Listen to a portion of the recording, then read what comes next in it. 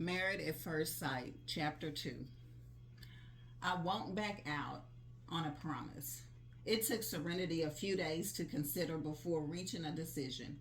Now that she had made up her mind, she was not going to go back on her word. There was nothing more Zachary could say at that point. He took out his document and placed it in front of the officer. Serenity did the same. The pair swiftly went through the formalities in less than 10 minutes. Once the officer issued the marriage license, Zachary fished out a bunch of keys from his pocket and gave them to Serenity. He said, "The house I bought is in Brentfield.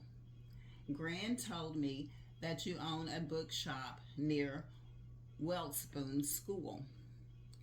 My place isn't too far from your workplace. It'll take around 10 minutes by bus. I can get very busy at work, so you won't see me much. There will be business trips too. Don't mind me. Just look after yourself. I'll wire the household expenses to you on the 10th of every month when the salary is out. One more thing. For convenience sake, we should keep our marriage a secret for the time being."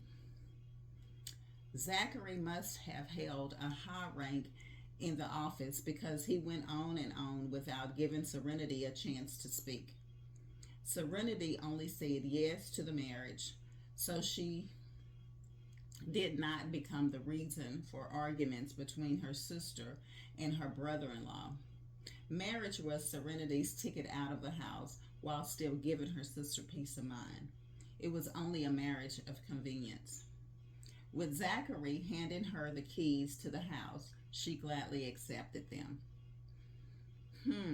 Mr. York, are we splitting the bills?" Despite her sister and brother-in-law marrying for love, her brother-in-law proposed to go Dutch as if her sister was taking advantage of him. It took a lot of time and effort to care for a child, get groceries, cook, and manage house chores. A man who had never been through it himself would think their wife had it easy at home with simply caring for a child, cooking and cleaning. Since she and Zachary had never met prior to signing the papers, Serenity would feel more at ease if they went half. Without a second thought, Zachary replied, "I have the means to support my wife and our little family. No need to share the cost." Serenity smiled. All right then. She was not one to freeload without contribution. Whatever was needed in the house, Serenity planned to pay it out of her pocket. Serenity was already saving on rent anyway. It was all about the give and take as well as mutual understanding to live together in harmony. Zachary lifted his left arm to look at the time before saying to Serenity, "I need to get back to work. You can take my car home or haul a cab. I'll reimburse the fare. I'll drive Gran to my brother's house." That reminds me, let's exchange numbers to reach one another. Serenity took out her phone and saved his contact. "I'll get a cab. I should leave you to your work." "Okay, call me if you need me." Prior to leaving, Zachary gave her $200 for the cab, to which Serenity refused. However, she immediately grabbed the money when he scolded. Zachary walked on ahead instead of stepping out of City Hall together with Serenity as newlyweds. He made a beeline to his car. "Where's my granddaughter-in-law?"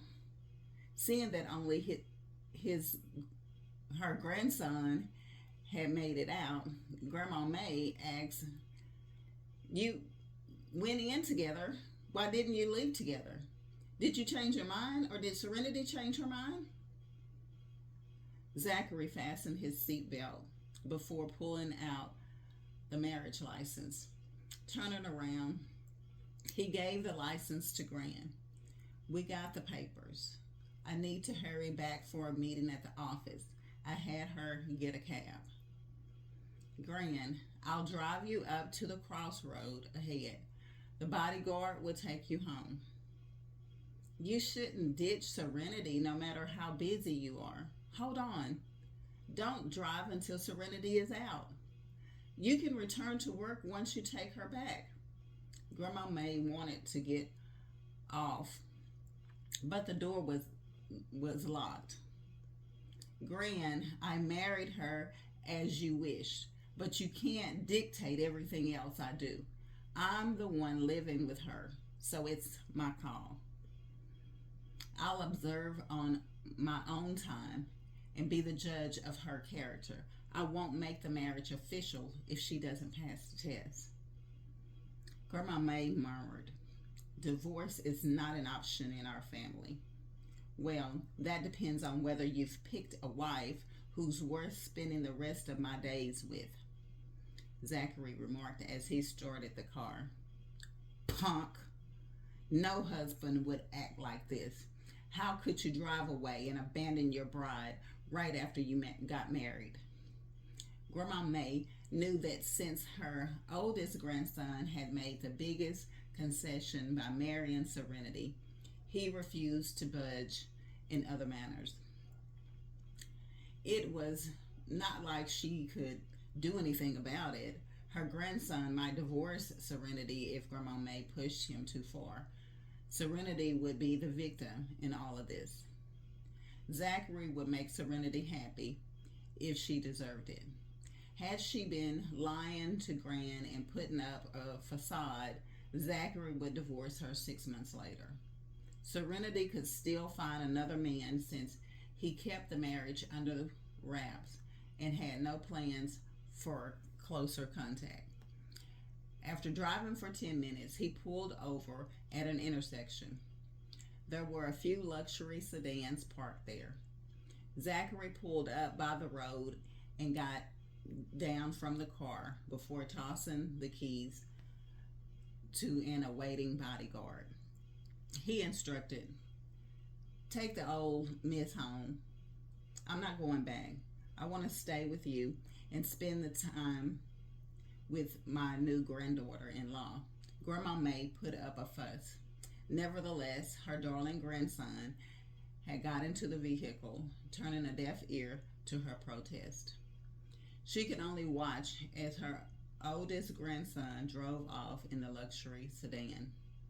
Zachary was, in fact, the mover and shaker of Witherspoon's corporate world. He was the heir to the richest family in Witherspoon with a net worth of $100 billion. Ruthless young boy. Grandma May cussed her grandson out and muttered under her breath bitterly, I'll wait for karma to strike when you fall in love with Serenity. Thanks for listening. Tune back in for chapter 3.